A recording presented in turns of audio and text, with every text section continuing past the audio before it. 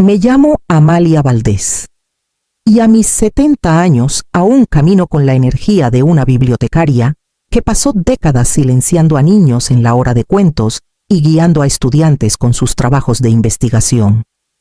La jubilación suavizó mi rutina, pero no mi espíritu. Creía que esa mañana sería el comienzo de algo que me había prometido durante mucho tiempo, mis primeras vacaciones de verdad, un crucero desde el puerto de Veracruz, una semana en el mar con mi hijo Esteban, su esposa Marcela y mis nietos.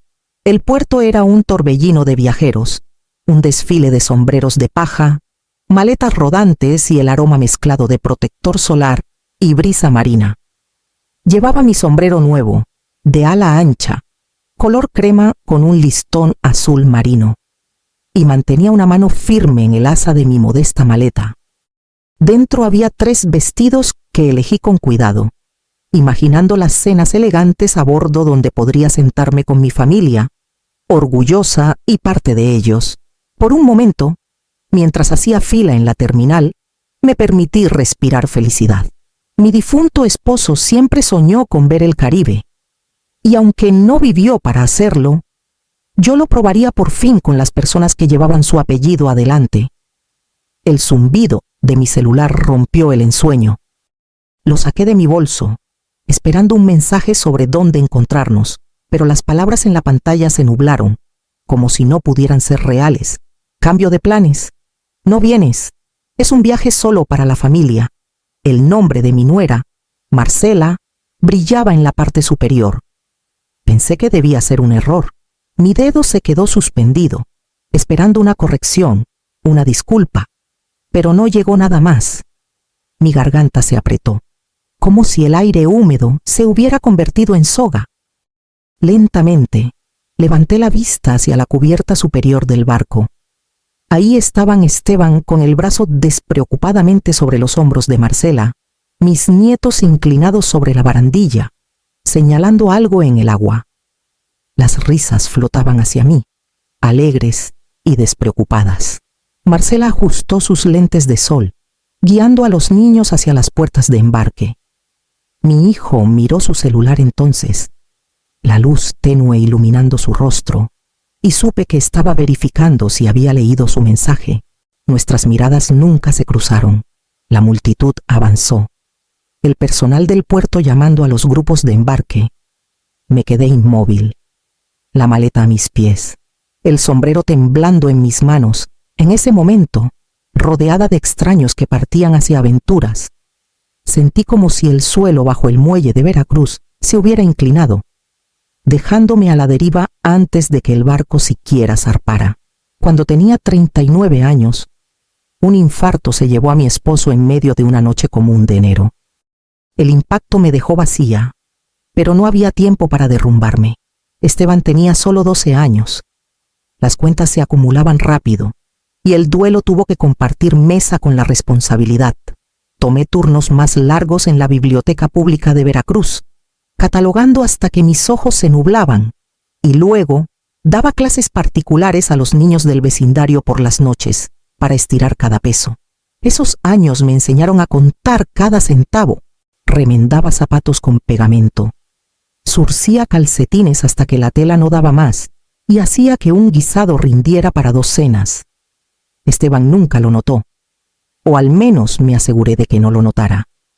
Siempre tuvo cuadernos nuevos al empezar la escuela, dinero para excursiones y la libertad de soñar más allá de lo que yo había conocido. Cuando se graduó de la universidad, el primero de nuestra familia en hacerlo, creí que los años más duros habían quedado atrás.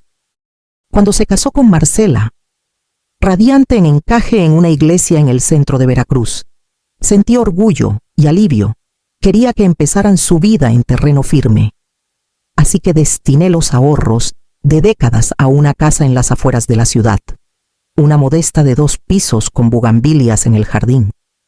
Firmé la escritura yo misma, sabiendo que seguiría a mi nombre hasta que el crédito estuviera saldado. Al principio, los visitaba seguido, llevando comida los domingos, ayudando a pintar el cuarto del bebé cuando nació su primer hijo. Pero, poco a poco, las invitaciones se espaciaron, El Día de Muertos fue demasiado complicado este año.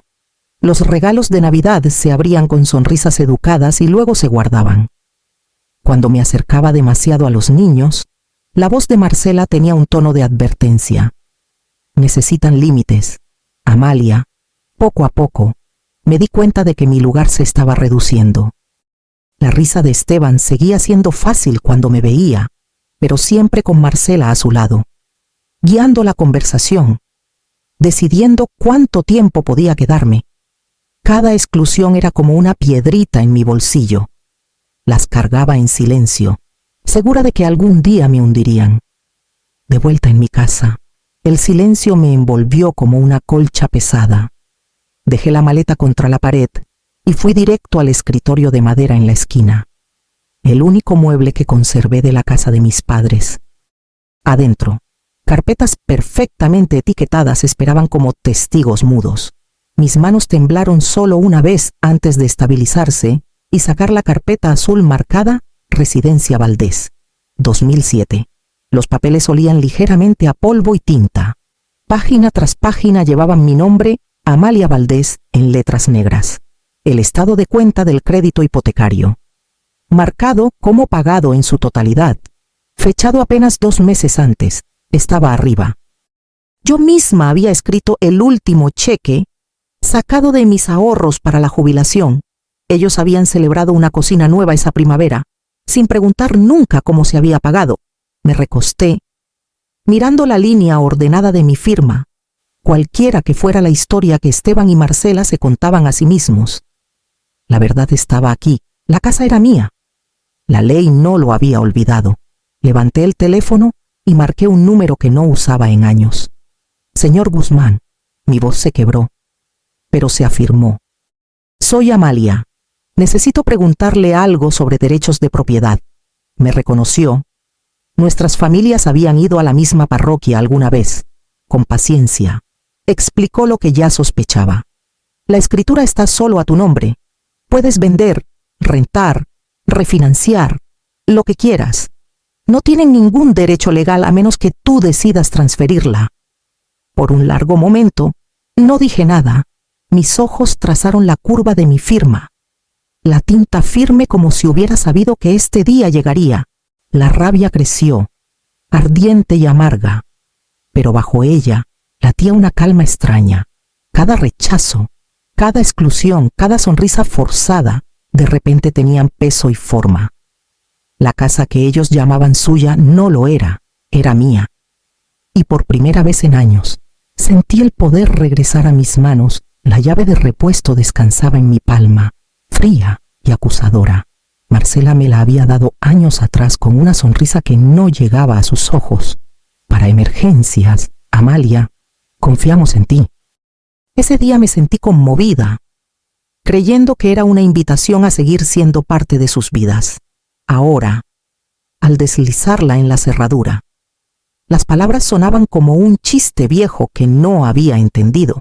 La casa olía a limón y algo ligeramente floral, un aroma que Marcela prefería al canela que yo solía usar.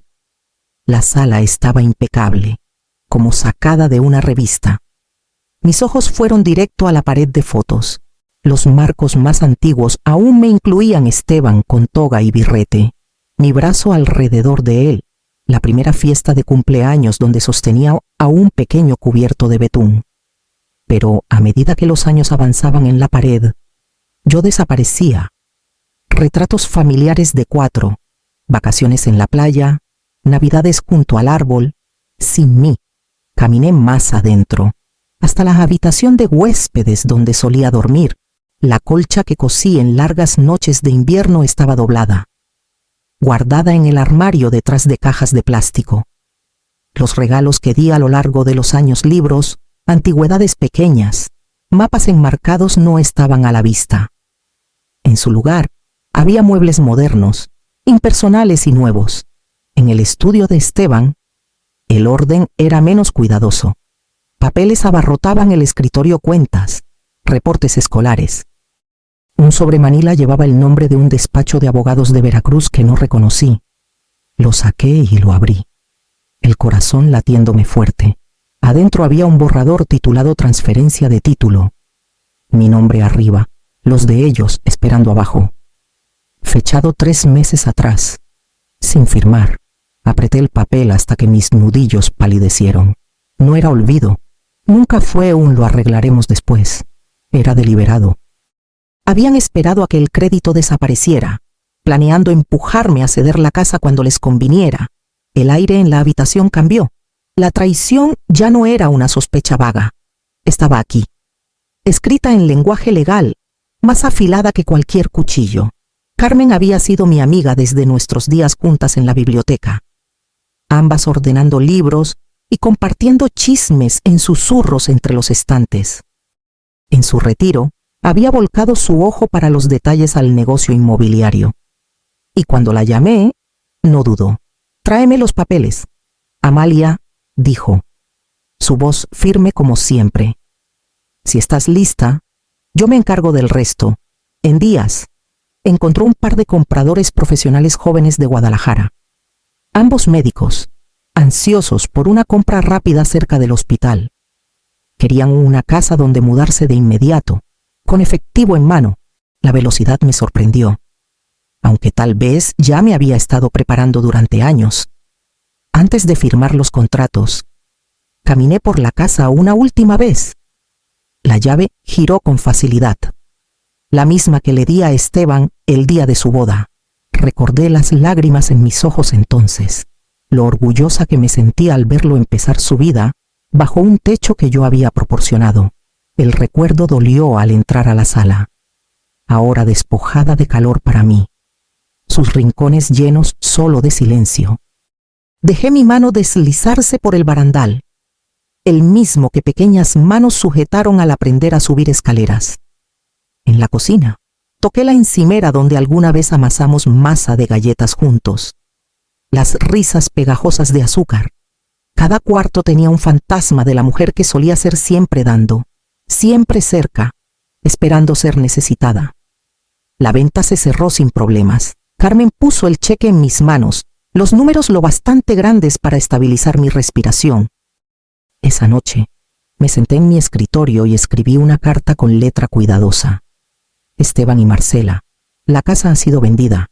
Sus pertenencias están en una bodega, pagada por 3 meses. Los documentos están con el señor Guzmán.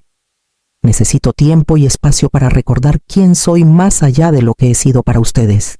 Por favor, respeten eso. Sellé el sobre y lo dejé en la mesa de la cocina, donde lo recibiría antes que cualquier otra cosa. El golpe en mi puerta resonó como trueno.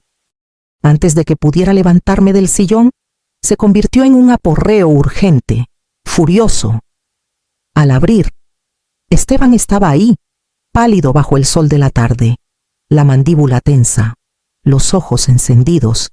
¿Cómo pudiste? Su voz se quebró entre la ira y la incredulidad. Vendiste nuestra casa mientras no estábamos. Los niños crecieron ahí. Mamá. Sus cuartos, sus recuerdos. Lo borraste todo. Me hice a un lado, dejándolo entrar, aunque el aire entre nosotros pesaba más que las paredes. Caminó de un lado a otro en mi pequeña sala, pasándose las manos por el cabello, como si el movimiento pudiera deshacer la verdad que no quería aceptar. Nunca fue su casa, dije suavemente, aunque las palabras cortaron. Era mía. Yo la compré. Yo terminé los pagos. La ley lo sabía, aunque ustedes decidieran olvidarlo. Y también mi vida, Esteban, es mía. Dejó de caminar, mirándome como si hubiera hablado en otro idioma. Nos tomaste por sorpresa. ¿A dónde se supone que iremos ahora?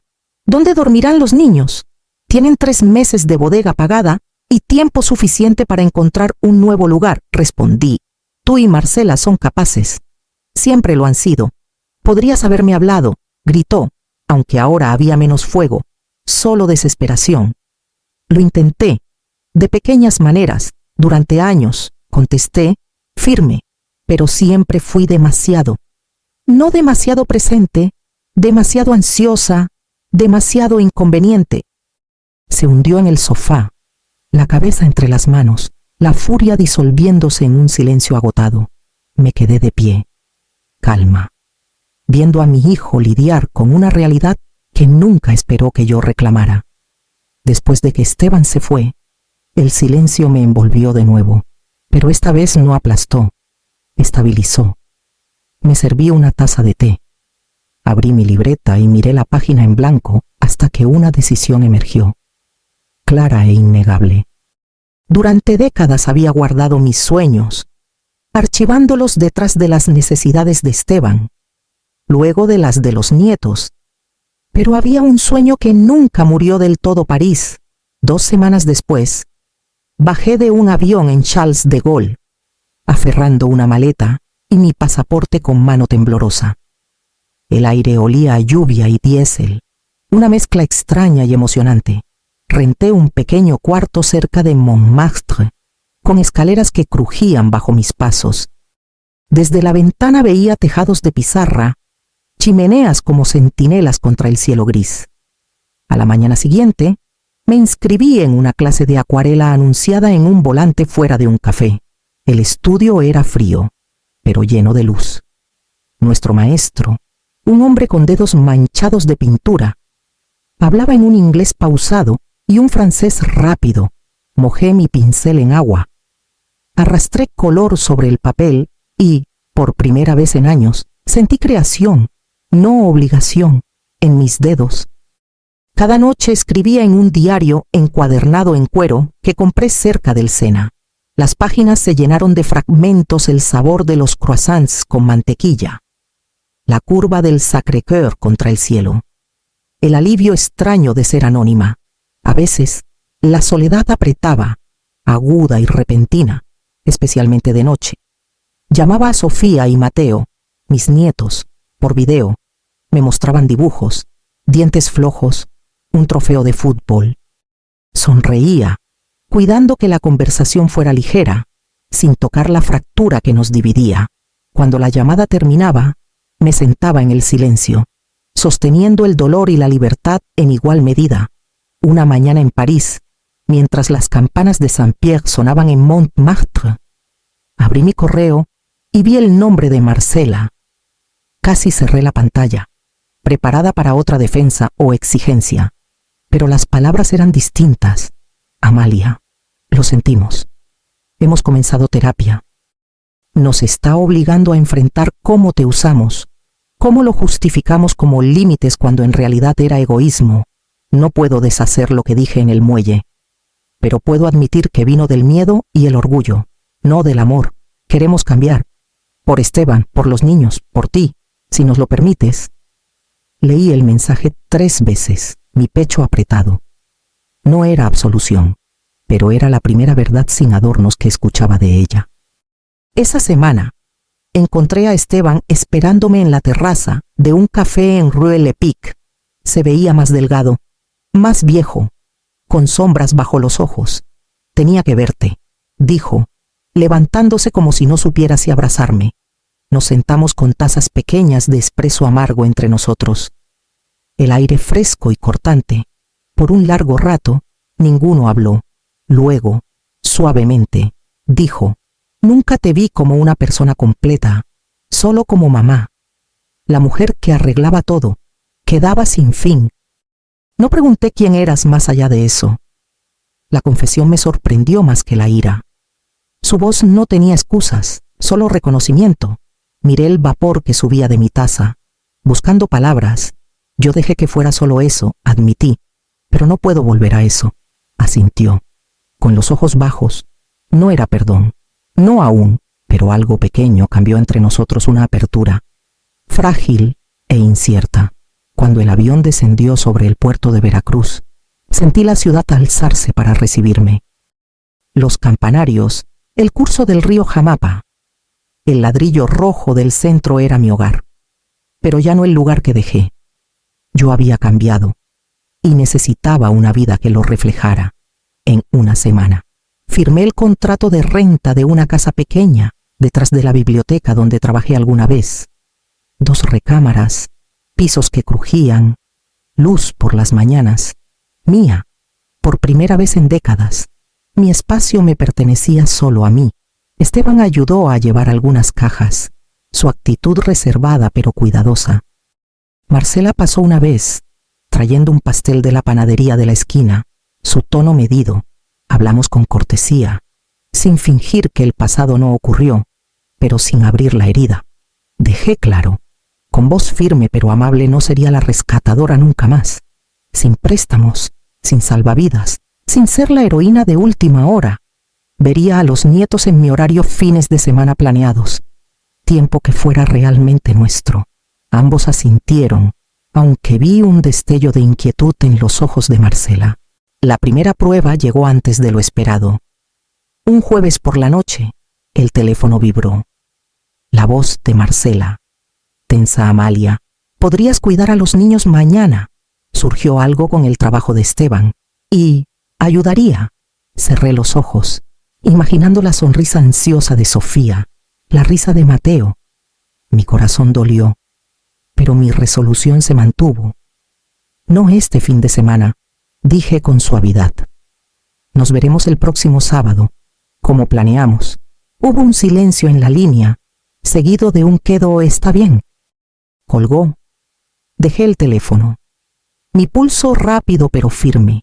La casa a mi alrededor se sentía sólida, como si las paredes mismas aprobaran. Los límites no eran rechazo, eran la forma del respeto que por fin echaba raíces para el verano. Los ritmos de nuestras vidas se habían asentado en algo más estable, más tranquilo. Esteban y Marcela se instalaron en una casa rentada más pequeña al oeste del río. Nada como la casa impecable que alguna vez compré para ellos. La pintura exterior necesitaba retoques. El jardín estaba disparejo y la cocina era estrecha, pero respiraba con su propio esfuerzo, no con mi sacrificio. Un sábado cálido por la tarde, me invitaron a un asado. El olor a carbón flotaba en el patio mientras Esteban atendía la parrilla con un delantal manchado de salsa. Marcela puso platos desparejados en una mesa de picnic bajo un árbol de mango. Los niños corrían descalzos por el césped, gritando, sus risas resonando en el vecindario como música. Llegué con un pie que aprendí a hacer en París, una sencilla combinación de frutos rojos sobre crema de almendra. Los ojos de Sofía se abrieron grandes. «¿Tú lo hiciste?», preguntó, como si lo hubiera conjurado con magia. Mateo tiró de mi manga, queriendo mostrarme el fuerte que él y sus amigos construyeron con sillas de jardín y sábanas. Por primera vez en años, me senté entre ellos y no me sentí como una invitada tolerada ni una obligación escondida. El espacio era imperfecto pero honesto, libre de pretensiones. Marcela me sirvió un vaso de agua de Jamaica, su mano rozando la mía por un momento. Un reconocimiento silencioso de la distancia que habíamos cruzado.